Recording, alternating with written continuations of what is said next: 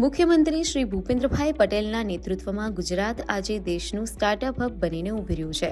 Student startup and innovation policy અને આઈહબ જેવા સશક્ત માધ્યમો દ્વારા યુવાનોના વિચારોને વૈશ્વિક ઓળખ મળી રહી છે.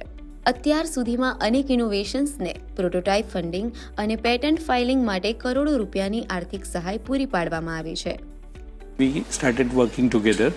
અત્યારે અમે કોવર્કિંગ સ્પેસ બી યુઝ કરીએ છીએ, પ્લસ મેન્ટરશિપ બી છે, અને અલગ અલગ ઇવેન્ટ્સ જેમ કે ગવર્મેન્ટ ઓફ ગુજરાતની અને ગવર્મેન્ટ ઓફ ઇન્ડિયાની જે ઇવેન્ટ્સ જે થાય છે ત્યાં ઇવેન્ટ્સમાં બી અમને સારું એવું બેનિફિટ મળે છે. જેમ કે અમને બૂથ ઓફર થાય છે, અમે ત્યાં બીજા ઇન્ડસ્ટ્રીઝના લોકો સાથે કનેક્ટ થઈએ છીએ અને એ પ્રમાણેની માહિતી મળે છે. રાજ્યની student startup and innovation policy 2.0 વિદ્યાર્થીઓ માટે આશીર્વાદરૂપ બની છે. ₹300 કરોડના બજેટ સાથે આ નીતિ 50 લાખ વિદ્યાર્થીઓને આવરી લેવાના લક્ષ્ય સાથે કાર્યરત છે.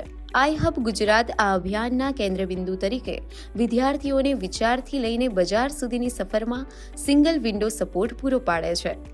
આઈહબ એક કોવર્કિંગ સ્પેસ છે જેને હું મારા બધા ફ્રેન્ડ્સ છે કે જે લોકો સ્ટાર્ટઅપ શરૂ કરવાના છે એ બધા સાથે હું શેર કરીશ, જેના લીધે તે પણ આનો લાભ ઉઠાવી શકે.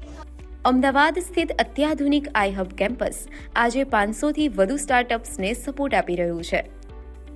હું એવું કહી શકું કે આઈહબનું કામ ટેકનોલોજી આધારિત કરતાં પણ technology is a small part of it. IHub એક દરેક વિદ્યાર્થીને એક હૈયાધારણ આપે છે કે you just come with a vision, we are here to build your vision. ઇનોવેશનની આ લહેર હવે વડોદરા, સુરત, રાજકોટ અને મહેસાણા જેવા શહેરો સુધી વિસ્તરી રહી છે.